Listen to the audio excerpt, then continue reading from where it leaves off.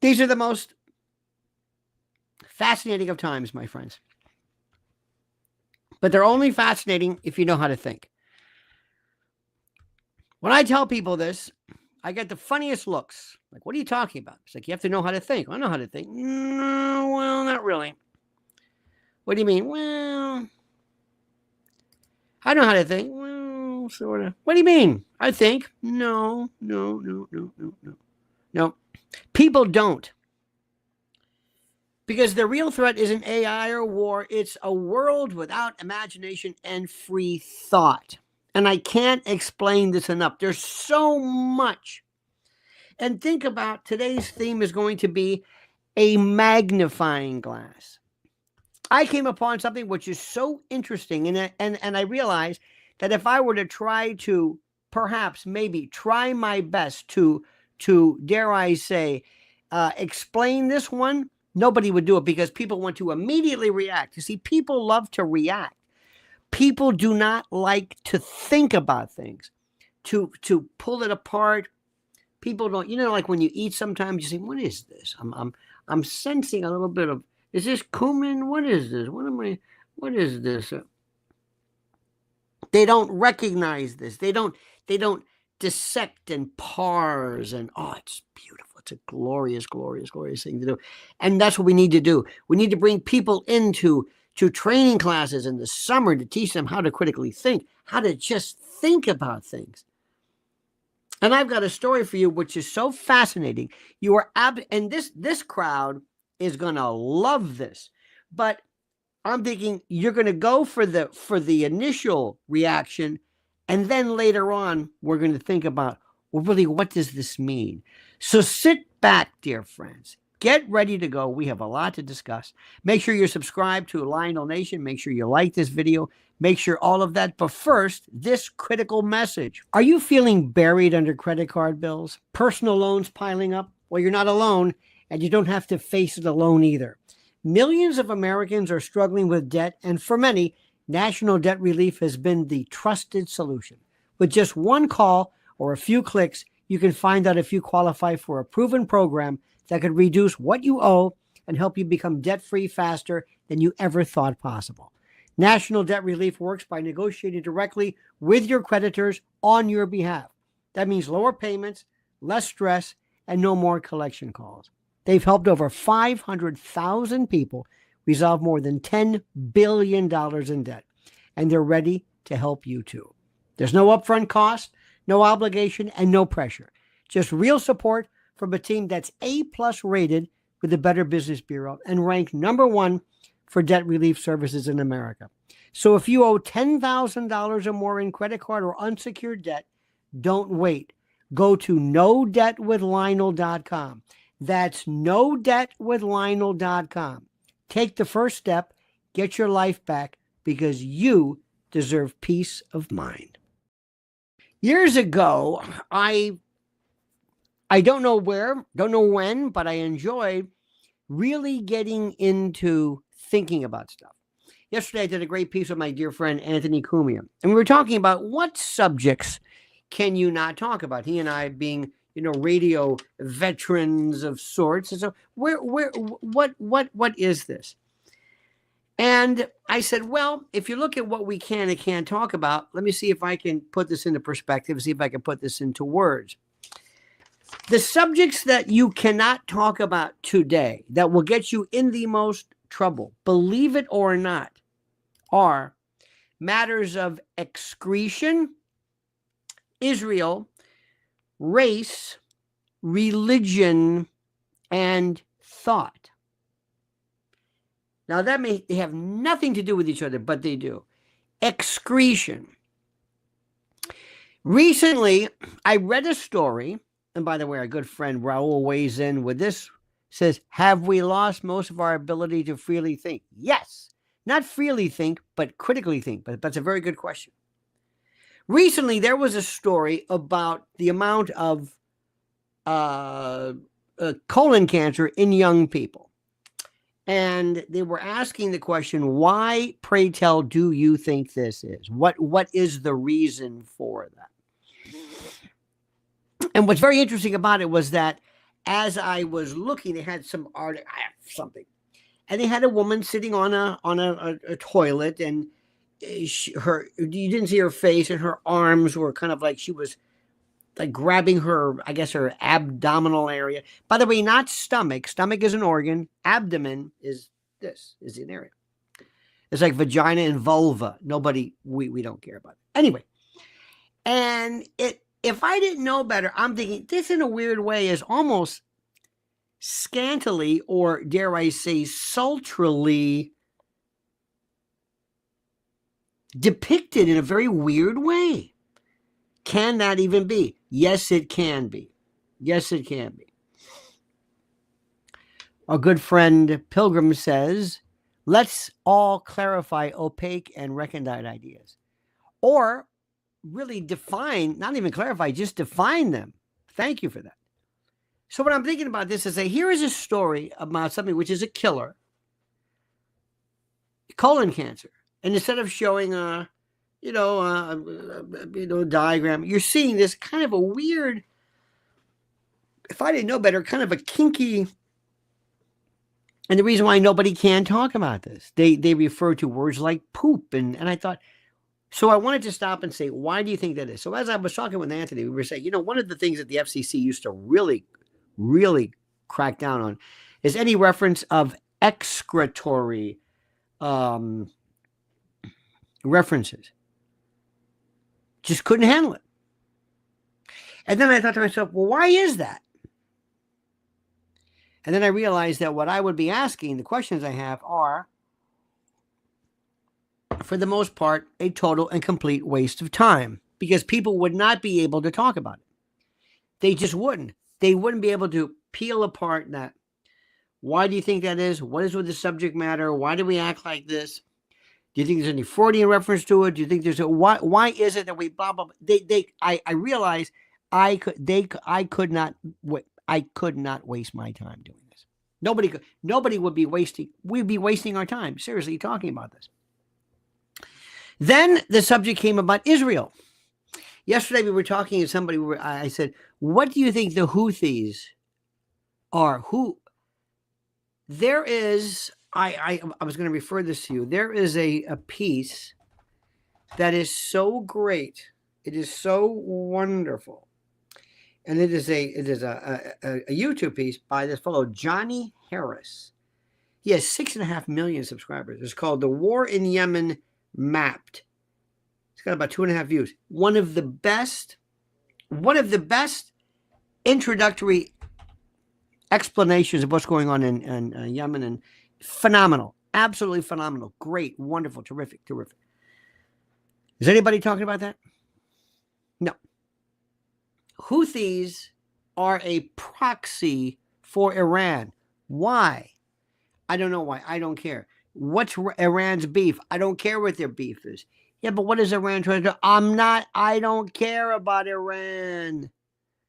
I don't care. I don't know what you're talking about. We don't care what Iran thinks. You got it? We don't care but why don't you care? We don't. We have a cursory view. But don't you want to hear who the Houthis are? It's really Ansar. No, I don't want to hear. But I don't care. Did you ever look at this? No. Nobody did. Nobody understands this. Now, you cannot understand Israel unless you understand Yemen, unless you understand Saudi Arabia, and unless you understand this power play. But nobody wants to know it. Why? Because it involves thinking and thought and imagination and free thought and deep dives and going deep. But I mean deep. It takes, this thing's what? How long is this? 22-minute video. 22-minute. Nobody, not this in particular, but people do not do this because we are not taught to do this. We are not taught to think, to deep dive, to go into the realm of this. We don't think like this. We don't. You understand what I'm saying? Why? Race. Oh my God. Race is one of the most fascinating subjects of them all. It's not race, it's culture. It's not race, it's not culture. It's something that is completely different to anything we've talked about. It is phenomenally fascinating. And I did one called How Stupid Can One Congresswoman Be? Jasmine Crockett Raises the Bar. And she is absolutely mind-bogglingly. She's stupid. And nobody will address this. And she is given this cloak of this veneer of don't go there because she's black. I came upon this and I knew you would love this. You in particular would love this because it's one of the best descriptions of what's going on right now. I find it interesting. There was an article from something called News One.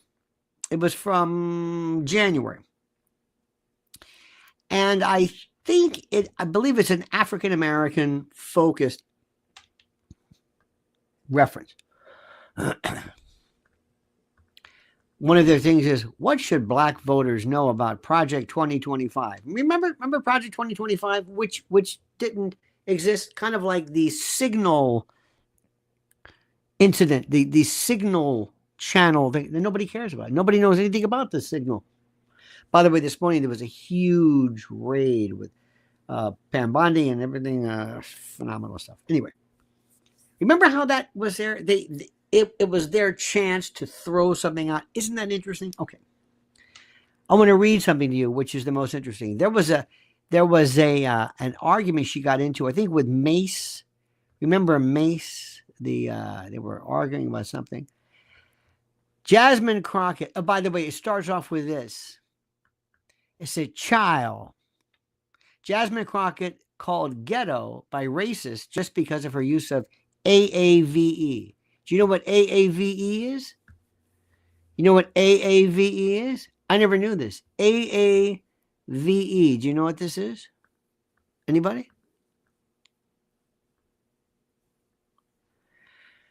It starts off, once again, as sure as the sun rises and sets, white people have responded to the heated exchange between Jasmine Crockett and Nancy Mace by calling Crockett ghetto. And as usual, it's truly baffling. We spoke about this the other day. Or it would be if black people weren't so accustomed to watching white privilege operate right in our faces. This is right. You will love this. This is exactly who you are. Matthew Dropko says, you talked about your phones the other day. Maybe turn on Wi-Fi. Maybe turn on Wi-Fi calling if you have phone. Works great in houses where there's no cell signal but have Wi-Fi. Maybe turn on Wi-Fi calling if you have a phone. Interesting. You know what? I saw that and I wasn't sure what that was.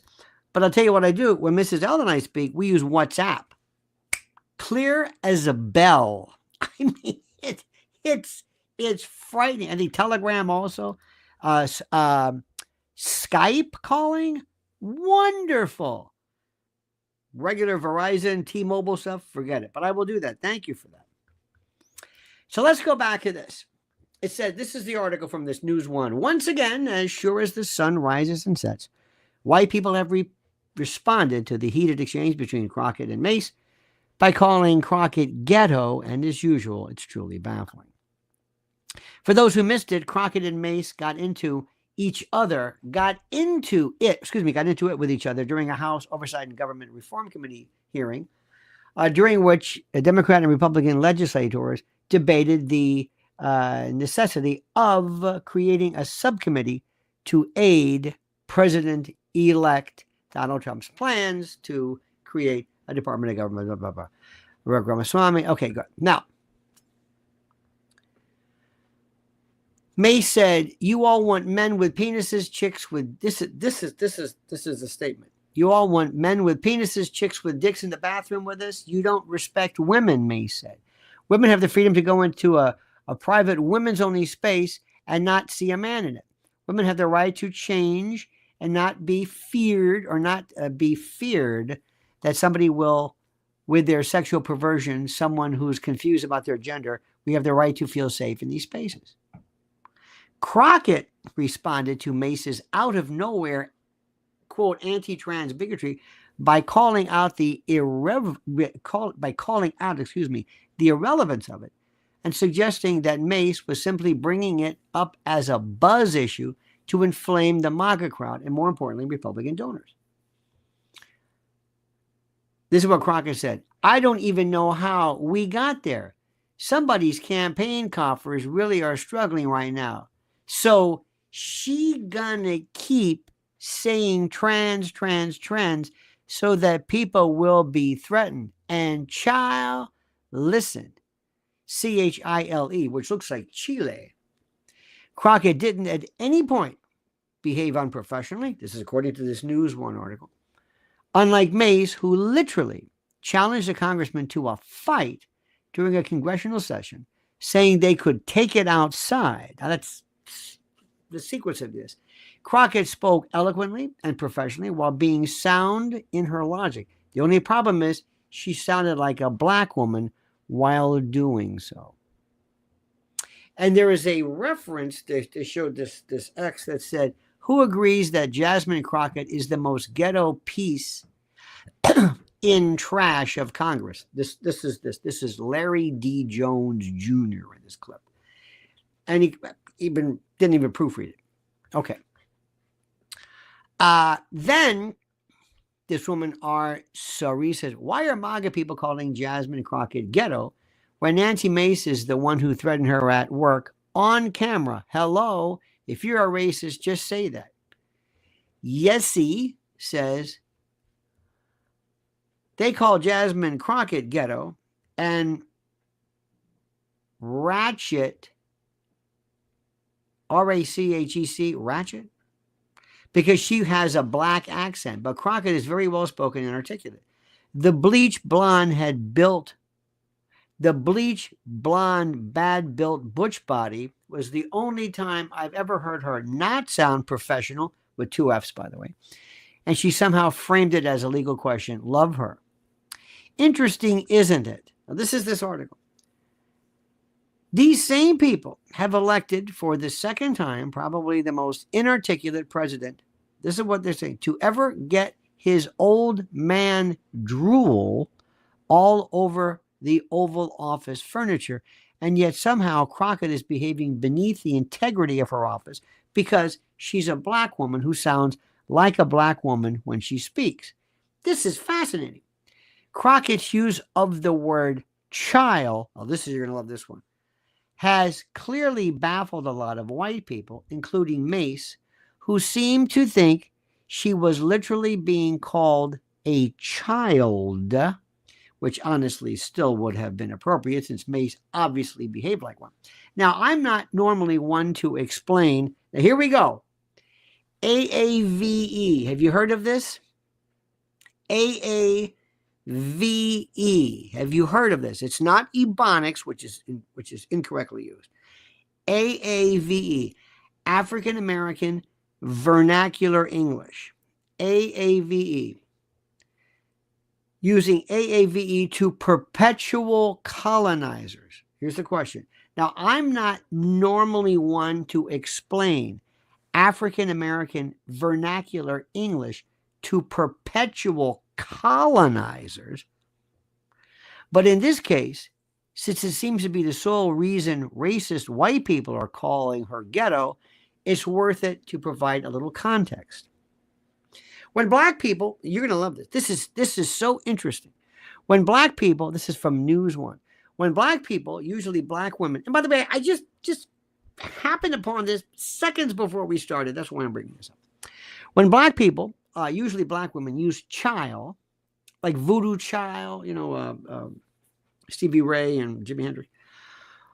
While black women usually use a child, which is much different than child, is simply an expressive term to emphasize the absurdity of whatever they're responding to, which in this case was Mace's impromptu trans hate rant, including her use of the words chicks with dicks during a House session. But no, Mace isn't ghetto at all, right? So to recap, Mace used inappropriate language on the House floor while spewing bigotry because she's posing objections to having men, biological men, dressed as women, now called trans, in female bathrooms. Okay. So to recap, this article says, Mace used inappropriate language on the House floor while spewing bigotry unprompted. And then she tried to turn Congress into Jerry Springer by challenging Crockett to a fight. But she did this while being a white woman, so it's not ghetto. Crockett was well-spoken and accurate when calling Mace out for derailing the topic of discussion, but she sounded like the black woman she is while doing so. In other words, ghetto trash. Black people don't code switch because we just love flexing the totality of our linguistic ability. We do it because white privilege is real and white society is racist. It's that simple. Absolutely fascinating. Fascinating. Now, I'm not even going to read any of the comments here. Not even going to read them. I love you, but I'm not, which is another problem. And that problem is not to respond in a retort, not to respond in a comedic riposte, not to come back with something funny and whatever. That's not the point. The question is there a point being made here? Did Mace, who referred to chicks with dicks or whatever, why was that okay? When she kind of threatened her, so to speak, to step outside, okay, why wasn't that considered ghetto? But this word child, is there something to that? The answer is yes. If somebody had spoken using a Spanish term, or if somebody has said, and why I say to you, my mishpucha, or, and I say to you, hermanos, they say, oh, that's nice. Yiddish, or there's a wonderful. But is there this fingers on a chalkboard to some white folks when they hear what we call I call it Blinglish, Black English, or African American vernacular English? Is there something to it? And the answer is yes. Absolutely. Absolutely. Is it wrong? No. I am responding to this. Fingers on a cross. And I'll bet you anything. But see, here's what people are missing. If Maxine Waters said it, if AOC said it, and one could argue whether she's black or whether but anyway, if AOC said it, if anybody else said it, but there's something about Crockett. So what Crockett does, whatever she does, and this is what I wanted to discuss, it's because people despise her, not because she's black. If we love wigs. You know who wears a wig too? Maxine. And also, is it Joni Ernst? Sometimes they wear these bad wigs. Remember Trafficant wore that bad wig, and all these people wear these bad wigs. Okay. Is there something to this? Yes, there's something to this. Yes, there is something to be said. Yes, there is some form of, but the thing that is overriding is that people cannot stand Crockett. And whatever she does adds to that. If anybody else said child, no big deal. But here's the deal. When Hillary Clinton decided to say, I ain't no gonna, remember that one? What the hell are you doing? When Barack Obama went into this fake and faux black preacher thing, we do the same thing. So when you look at it, the more you look at it, the answer is it's about Crockett, not about anything else. And anything she does drives us crazy. Her eyelashes drive you crazy. Her weave drives you crazy. Her makeup, her style, grabbing foot. You can't stand her. You can't stand her. That preceded everything else. Other people who say the very same thing, it's no big deal. Why? Because you don't hate them. That's the issue. And what I did was I just spent in the past, I don't know, 5 times looking at this and not just responding to try to find the first comedic take to it. To try to show my wit, to come up with a cheap joke. Somebody mentioned something about chitlins. This is like, I don't know what decade you're from, or chitterlings, as it is called. In any event, dear friends, what I'm saying here, and what is important to understand, is that there is something that is fun to me and my friends and my colleagues and people that I respect about wanting to talk about something, but not just reacting to it, but thinking about it, breaking it down, asking, what is it? Is it racism? Is there a point to be made? Did Mace kind of come across as, yeah, you know who also is kind of little batty is this Luna, whatever, about the JFK stuff or whatever. See, we don't have that. The other night, there was one of the most tragic stories about this woman in Dallas-Fort Worth who stripped naked and couldn't get past that one because everybody just wants to joke about it. The other night we were talking about Yemen, and nobody ever spent any time even saying, who are the Houthis? What is this thing? What's their beef? Nothing. I had a friend of mine last night who sends me this thing. He clearly knows nothing about the signal issue at all. Nothing. And I said, you've never spent any time investigating this. No. I said, you just hate Trump. So if they tell you this is something, you just respond to it, correct? Yeah. But Hillary Clinton, no problem. Why is that? Why are there people, I know friends of mine who are, it's so interesting, friends who are very, very, who are almost whatever the government of Israel does, whatever it is, they are 100% behind it. And they're not a part of AIPAC or anything. They just have this thing. I said, now, if this were, I don't understand this.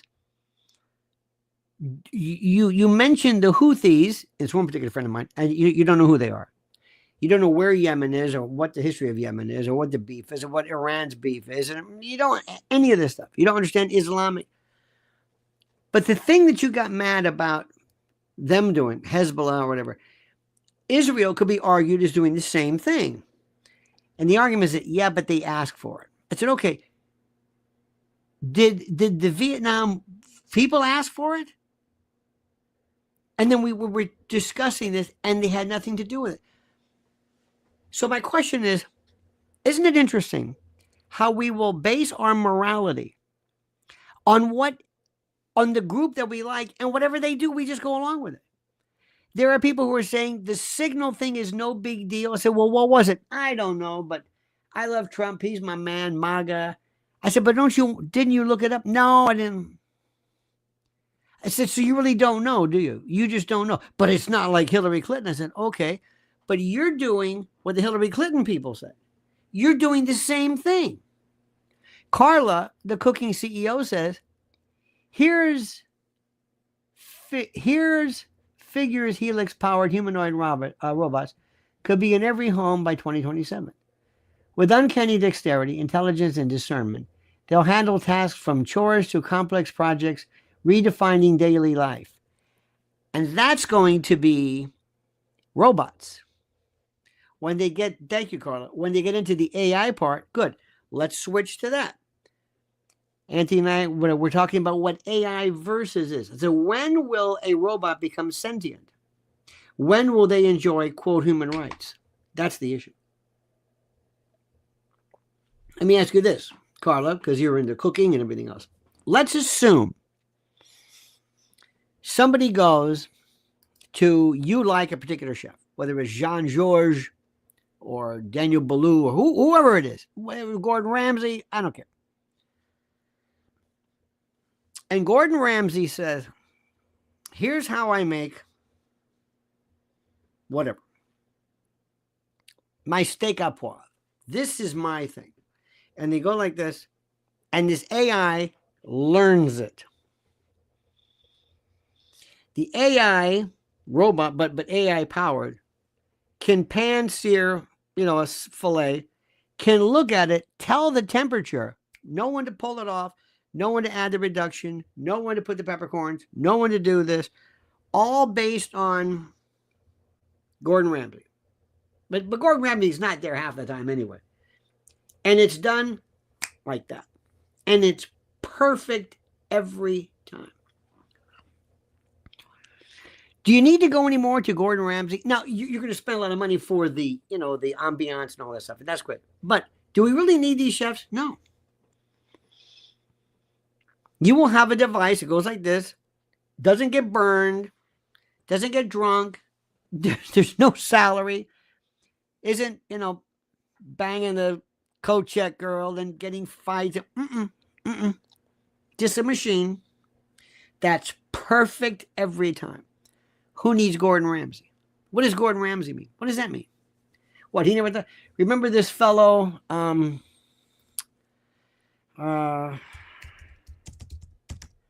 remember the El Bouilly? Remember this? Remember this was in France, the world's best restaurants. Remember gastronomy? And it was Ferran Adria. Remember that feller? They were doing the foam. And Carla says, discernment with Helix AI software is what makes it interesting. But the imagination and creation is fundamentally human. Oh, we'll get to that in a moment. Sparky says, when I was in the U.S. Army years ago, a security breach of less importance than Waltz did was a minimum of 5 years of big rocks, little rocks in Leavenworth. Could very well be. They would say, by the way, Sparky, that's not the same. Their discernment, to use Carla's term, was it's not the same. That there was no, it was a potential, but there were no, plans or whatever. That's what they're going to say. That's right. If somebody on the actual battlefield was saying, all right, bring in the 82nd Airborne, that might be. Their argument is that that's not true. Now look at this. Discernment. This is what Carlos talks about with Helix AI software, is what makes it interesting. But the imagination and creation is fundamentally human. I would suggest to you and submit to you that the human imagination is not going to be that important.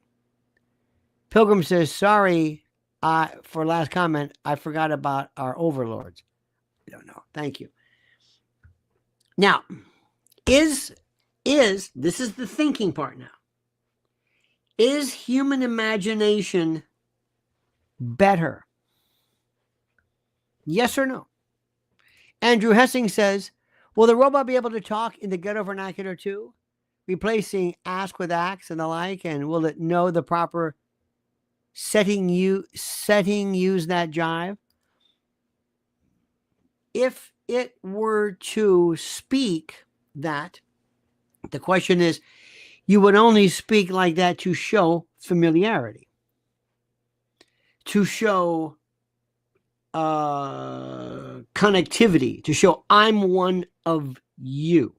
That's why I'm doing this. Interesting? See that one? So a robot, as you would say, if it were to facilitate understanding, yeah, could be.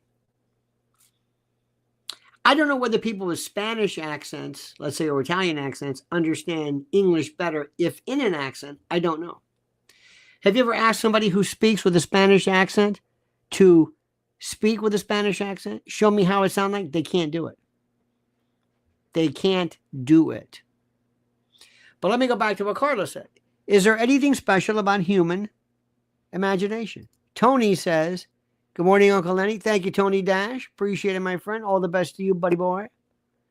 I submit to you, there's nothing going to be that great about human imagination. I don't believe so. Well, Carla talks about something interesting. Discernment is different.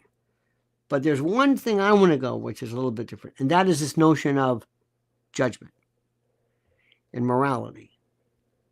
That's all. Let me ask you this. If a man meets his friend's fiance, his old friend's fiance, and he fancies her, he probably would not want to engage in some kind of a sexual interlude because that would be immoral. That will be letting down the faith and hurting the feelings of a friend. That's morality and judgment and other things. Can you program that? Sparky says, when warned not to use the Signal app for secure military communications, Walton Hexeth likely replied, okay, boomer. Could very well be. Could very well be. They're now, by the way, Sparky, adding to, they're saying that Hexeth could have been drunk. Didn't sound like he was drunk when he was writing that. I think the people who are the beneficiaries of that are the Houthis or Yemen, because now they're not going to do that because of the whatever. So it remains to be seen. Going back to what Carla said, this does not grab my internal alarm buttons, even if it was done by Hillary Clinton. Remember something about politics. This goes for you, Sparky. If you can't explain this on a bumper sticker, you're wasting your time. That simple. That simple. Can't explain it any other way, any better than that. But going back to what we said before, and this is very interesting. Do you believe that you could ever teach a robot this thing called judgment? To make a decision like, well, she's been asking for this. My child's been asking. I think I'm going to let her feel like maybe she got her way. And, we're going to, you know what I'm going to do? I'm going to go ahead. Yeah, well, okay. I got to ask the question. Is that, can you teach that? I don't know. I don't know if that's even susceptible. Something tells me it would be able to mimic it, but not in terms of having a sense of morality, that pang in you that you react to, if that makes any sense. I don't think it's going to have the same pang, as we say, but could you then say, but it will learn this? It will say to you, this device, I have looked at 10,000 different situations. And in the 10,000 situations that I've looked in, I'm looking at this notion of this thing that you call judgment. I'm not sure about that. I think that's what I have to do. How do you teach this thing called judgment? And do we need judgment? If it says, I'm not trying to be a human, I don't want to be a human. For something that shows all this judgment and morality, you keep doing all these terrible things to people in the meantime. It is a fascinating subject. Raul says, ravens show morality, judgment, and compassion. Judgment, yes. Morality, I don't know about that. And compassion, those are, I think you're being, dare I say, a tad anthropomorphic. I think you're reading, you're ascribing human traits to this. It's just fascinating. I love this thinking. But first this. or actually second this. You know, when it comes to comfort, support, and a good night's sleep, my friends, My Pillow has revolutionized the way millions of Americans rest their heads with unmatched quality, cutting-edge design, and a commitment to American-made excellence. My Pillow has become a household name. And now with mypillow.com/Lionel, or using the promo code Lionel, you can unlock exclusive discounts and deals that bring comfort and savings right to your doorstep. That's right, my friend. Mike Lindell and the team in My Pillow aren't just selling pillows. They're on a mission to transform the sleep experience with a wide variety of products beyond their signature pillows. Whether you're looking for supportive adjustable pillows, luxurious Giza dream sheets, cozy towel, mattress toppers that cradle your body in comfort, My Pillow offers it all. And with their 60-day money-back guarantee and a 10-year warranty, you can be confident that My Pillow stands behind every product they sell. Now, why My Pillow stands out? Let me tell you, unlike generic pillows you grab off a department store shelf, My Pillow is customizable and engineered to cater to different sleep styles. Whether you're a side sleeper or a back sleeper or a stomach sleeper, their patented interlocking fill technology adjusts to your specific comfort needs, keeping your neck and spine properly aligned throughout the night. No more waking up with that sore neck, no more tossing and turning, just the restful, rejuvenating, and exhilarating sleep that you deserve. And it doesn't stop at pillows. My Pillow's Giza Dream Sheets, made from the finest Egyptian cotton, offer a smooth, breathable, and luxurious feel, turning your bed into a sleep heaven. So right now, my friends, do the right thing. Go to mypillow.com, promo code Lionel. It's easy for me to say, mypillow.com, promo code Lionel, or call 800-645-4965. Simply the best. Trust me. The question that is the most important about any kind of AI or AGI, artificial general intelligence, which is kind of where I'm going, is when you ask the question, what is it that makes a human a human? What is it? Can that be programmed? Then you have to ask yourself this question: what is so special about being a human? What is so special about being a human? Those are the questions that I have, which I find to be the most fascinating. Sparky says, Waltz is dumber than a sack of hammers. He invited his Atlantic friend into the signal text group on purpose. Waltz is the enemy from within, albeit a stupid one. I would be hard-pressed, Sparky, to disagree. I would eliminate him immediately if I were the president. And as you know, being in the military, you have to set the idea that you are expendable. You are not going to embarrass me, and you're not going to impede the team. I agree with you. I would immediately, he would be gone so fast, it's not even funny. Carla says, human morality stems from empathy, lived experience, and cultural nuance, evolving through personal reflection, qualities AI, even Helix, lacks, as it relies on programmed rules and data, not emotional depth or conscience. Well, that is true, except for one thing. It learns. It learns. Finn Gazinia says, been watching for free again, so here. Thank you, my friend. Laurie Cuck says, morning, Uncle Lenny and conspirators. Would you let a car drive you? Fascinating. And then Bob says, member for 8 months. Thank you, Bob. Appreciate it, my friend. And Sparky says, Hexith is a tattooed, Sigonist, eschatological death cult fool. Oh, Zionist, yes. You know what? Those people kind of scare me. And Laurie says, spark of divinity, duh.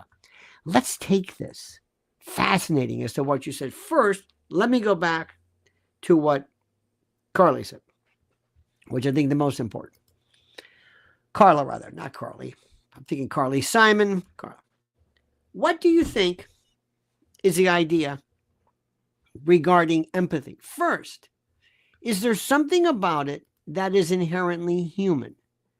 Is there something about empathy which is, this is important, human? Do you think it's human? Is there something human about it? It's hard to say. What do you think right now to the scores of people, the literal, seemingly this endless font of horrible people who do terrible things to, let's say, children? Where is that morality? Where is it? Where do you see it? And you would say, well, that's a different story. Those are amoral people. There are millions and millions of people who are amoral at every stage of the world. Where do you think this works? How do I say this? What is morality? Where do you think that is? I don't know. What is a psychopath? Let's go back to this. A psychopath is somebody who is not immoral. He is incapable of morality. And what is morality? Morality is that thing you do when nobody's listening, when nobody's watching, when nobody's paying attention, when nobody's there. You do it on your own because you have this internal sense, this regulator, this thing that's in you that makes you say, okay, I'm gonna act accordingly. I'm gonna do whatever. Now, for the most part, this is very important. For the most part, many of us fancy ourselves as being moral, but we don't do anything during the day that requires morality. We really don't. We like to think so, but we don't. We really don't do a lot of things during the day that require any kind of specific morality.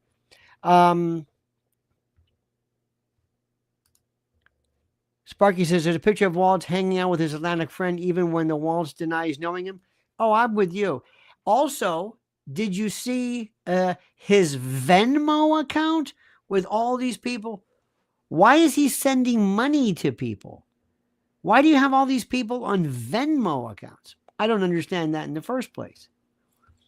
I'm going to go back to the one thing too. I'm back and forth. What Carla said. Human morality stems from empathy.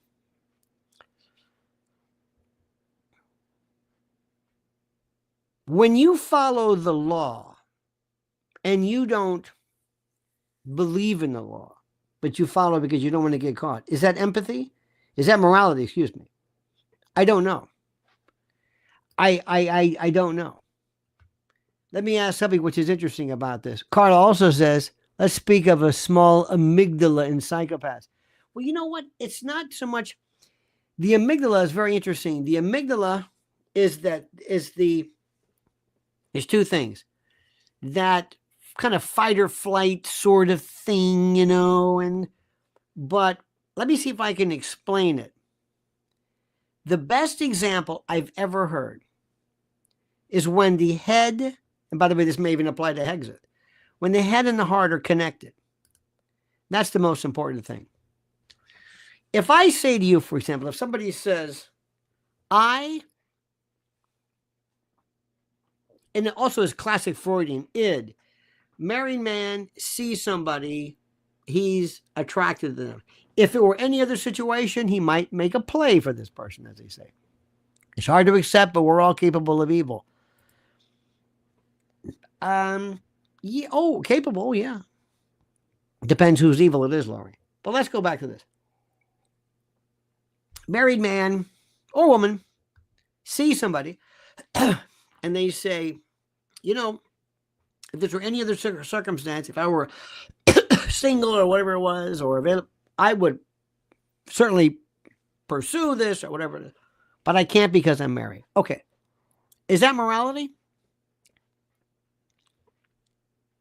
Answer the question. Is that morality? What if the person says, no, it's not morality, it's fear. I don't want to get caught, lose half of my stuff, and go through a divorce. Is that morality? Is that morality? When you just say, I don't want to do it because I'm afraid I'll get caught? That's morality? Or how about this one? I don't care if anybody even, what moral was, I don't care if nobody ever found out about this. there is a man who let's say, I keep saying this, he's out on a business trip and he's out someplace and he meets somebody he will never see again for the rest of his life. His wife will never find it. There's no way. He's in another country, another time. It will never happen. His wife will never, ever, ever find out. That's morality. When the person says, I can't do it. I can't live with myself. I can't. Now, you see what happened? Now the heart kicks in. In the first situation, it was the head. The head says, if I do this, I'm going to get caught. Just like I'm not going to touch that flame because I'm going to get burned. Or that's not morality. That's learning. It's a completely different thing. A completely different story. Completely different story. Okay? Completely. Morality is when you don't do something because it bothers you. Your heart connects. This is when your head and your heart are connected. That's the part. Now, there could be some people, if you were to ask somebody, if you could do something horrible and not get caught, would you do it? How many people do you think would say, yeah, I do it? Is that immoral? Okay, but I thought about it. I didn't do it. Do you have to do something? Let me ask you something. How do you, and again, the morality part is interesting. Now, remember, an AGI is learning this. I have a friend of mine who is a very successful radiologist. He does mammograms. And he is probably, I don't know how many thousands he's looked at. An AGI model can look at every mammogram that's ever been made, ever been taken, ever been cultivated in the history of mankind. Okay? In the history of mankind. If it's recorded anywhere, it's seen it. And it's been through them and learned this means this, these markers, these margins, and can zoom in, zoom out, look for, and can learn things a human doesn't even learn. It can learn. There was an AI model that learned, I think it was learned Persian on its own. On its own. Learned Persian. Learned it. Nobody told them to. They told, there was one time where I think somebody wrote a letter and said, what is this? Now, before AI, if you went to your Dell or your PC and said, what is this? It'll say, what is this? Would you like that in boldface? No, what is this? You don't talk to it. It didn't talk. I mean, you might have a calculator. What is this? And it was a letter 8, I think it was. And it could either be letter 8, number 8, it could be infinity, it could be whatever it was, 2 circles. It figured this out. It just knew. It learned on its own. You didn't tell it anything. Imagine before AI, type into your Mac, what is the difference between love and affection? They look at you.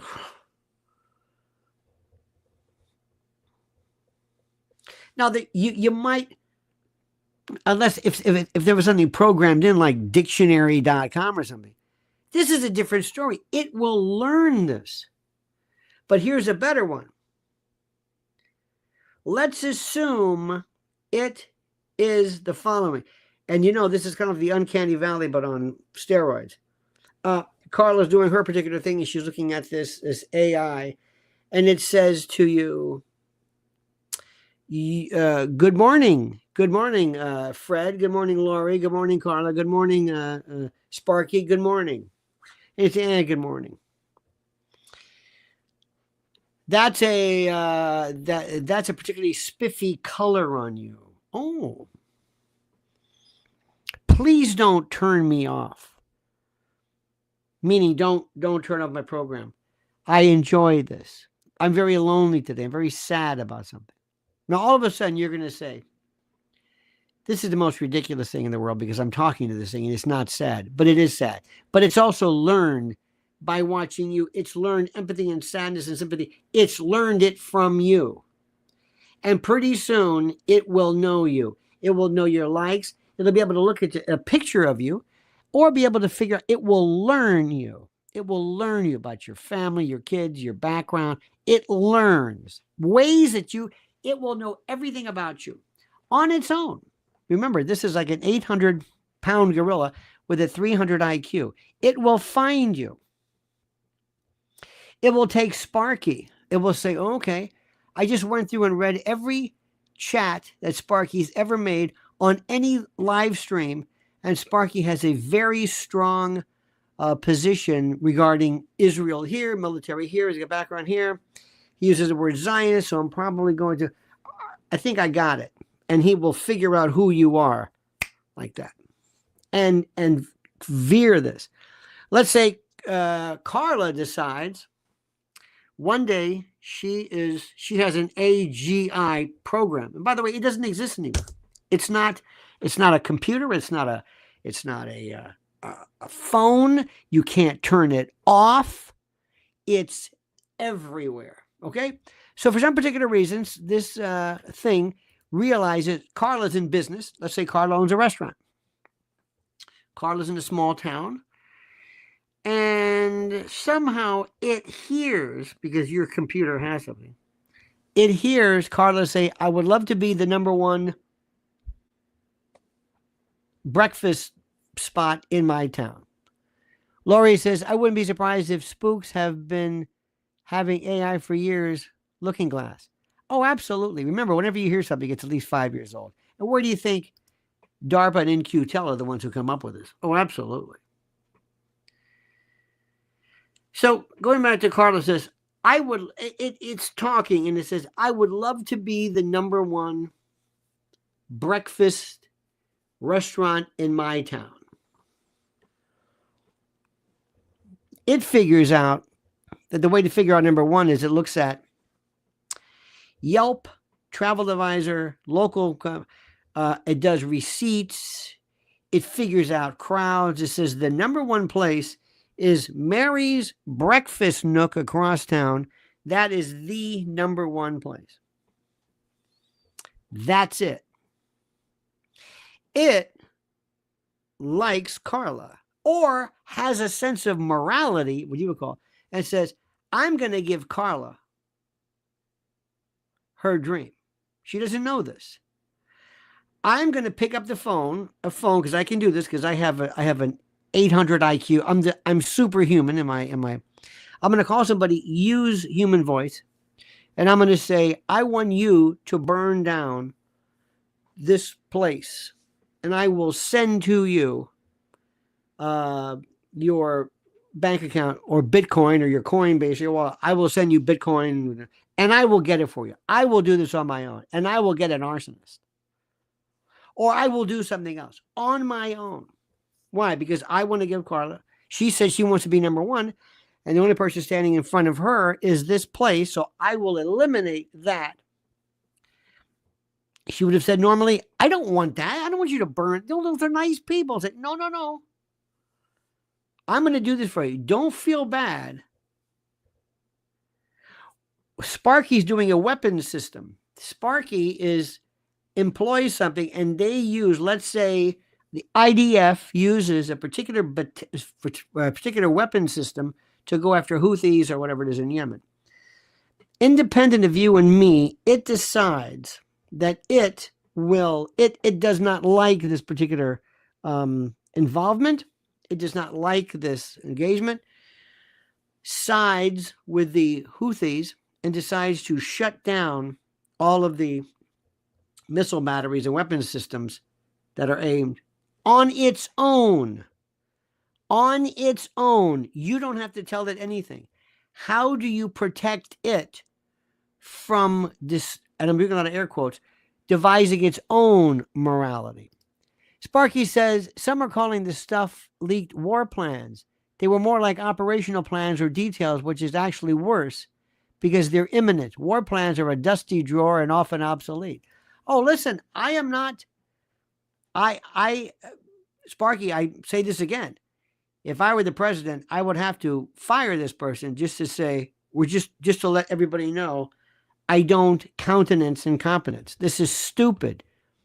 If you want to join, if you want to play in the big boys sandbox, you better learn how to play the game. And this is not how to play the game.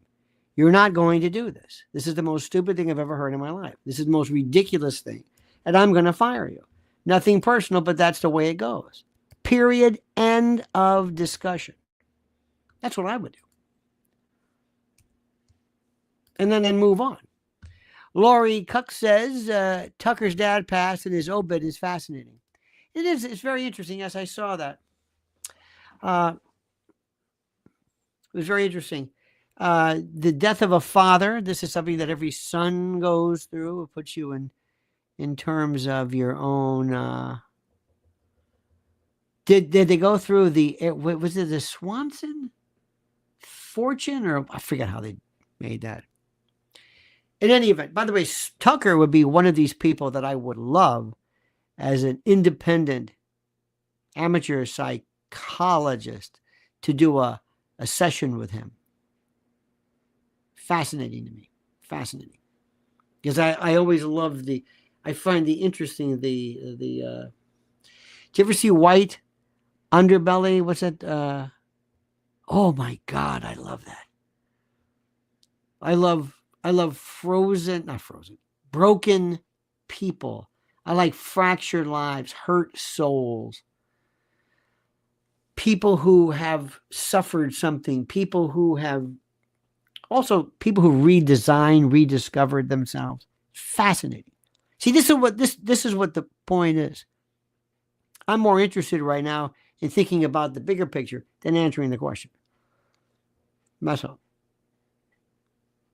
It's one of those things which I find fascinating. Oh, Carla says, AI can measure and follow recipes, but it can't truly taste or smell. These senses are key to real cooking. Only humans can adjust flavors and aromas with his instinct and experience. Well, maybe yes, maybe no. What it can do is, imagine, Carla, AGI, artificial general intelligence, which is says we have looked at the spice profiles, let's say Brazilian food, Szechuan food, whatever it is. We have looked at every single recipe. Thousands, millions, histories. We've heard reviews. We've seen recipes. We understand the chemistry behind it. When somebody takes, you know how the Indians have spice boxes, that their parents and mothers give them? The blend of coriander to this. We know that in Italy, you don't put cheese on fish. You don't do this, And I've done this. I know exactly what it is. This, and who knows, they might be able to take a sample where somebody takes it, because what you call taste, other people will say it's chemistry. Because for every taste that you like, somebody doesn't like that. If I don't like fish, what good does the fish? Shouldn't you see somebody who likes it? I suggest everything that you feel, everything is subject to you having learned something. But here's my question. Can a machine fall in love? Can a machine hate? Well, let's call it a machine just for shorthand, because it's not a machine. It's AI, AGI. Can it hate? Can it independently? Will you see a natural evolution? Will it speed up the evolution just like humans did? People didn't have morality, quote, at first. That was later on as humankind developed. I think one of the things which people do not like is to find out how unimaginative, how ordinary humans are. I truly think, I think it will amaze you at how ordinary people are. Pilgrim says, Blue Oyster Cult was named Soft White Underbelly. Thank you. I want to party with you, man. I want to party with you. More cowbell. I submit everything is subject to being learned. And you can learn it when you have something with a 500 IQ, superhuman, super intelligence. This is the idea about when you say feeling is a very imprecise thing. I think we sort of love this idea of, well, let me tell you, one thing is, I do not know, though I'm sure it could be happening. A mother, let's say a mother's love. And that's also a part of some other things too. Not only is it a mother's love because of this, but it's also important because of the fact that a mother had this thing that is now the human growing in it. And it, the mother, has a connection and a weird kind of a cosmic, same way twins have, kind of a cosmic connection. Can that ever be mimicked by, I don't know. Ultimately, I say, yeah, absolutely. Or not out of biochemistry, but the same thing.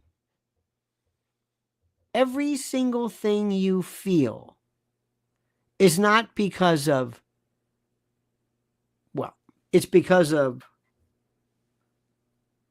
dendrites, axons, synapses. That's it. I think my computer is slowing down. It's great at first, and then later on it kind of slows down. I don't know about that. Let me see something here. Let me see if I can close down some things I don't need. Life's like that, shutting things down, which is very critical when things get too crazy.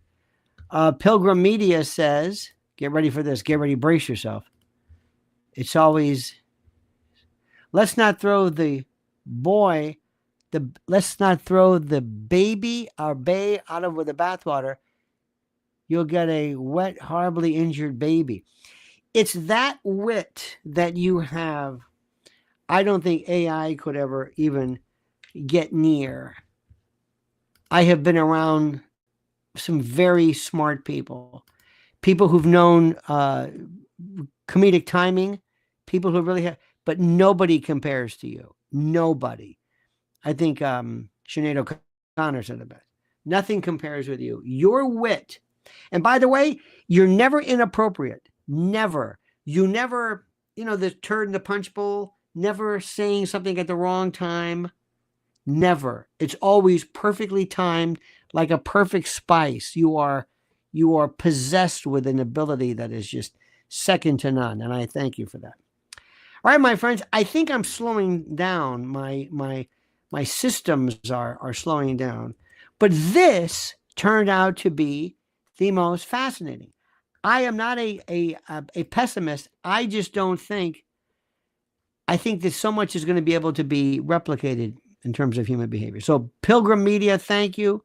Carla, the cooking CEO, thank you. Lori Cook, hope you're feeling better, doll.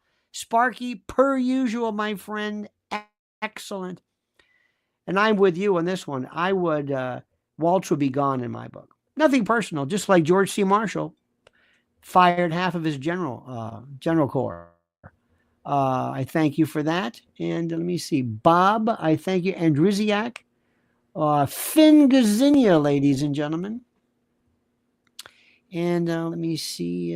What do we have here? Andrew Hessing, Tony Dash. I'm very, very sorry. I know I'm missing someone, but I'm so sorry for that. And Raul Rodriguez, of course. All right, dear friends. Thank you so much. You see, I'm kind of freezing here, and I'm sorry.